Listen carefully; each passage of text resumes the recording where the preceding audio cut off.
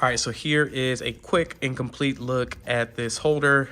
I like how the magnet is. It does give you a little bit of fingerprints, but it goes away really fast, so keep that in mind. My hands are a little sweaty. You pop that open. When it comes to where your device goes, so you have a pen holder right here.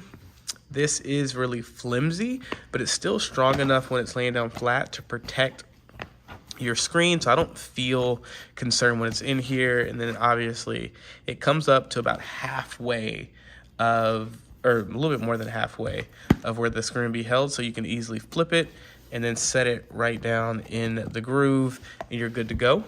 So when it comes to the keyboard's really light. It is magnetic on the bottom, just a flat bottom, and this will magnetize right on here so it doesn't just slide off whenever you're using it.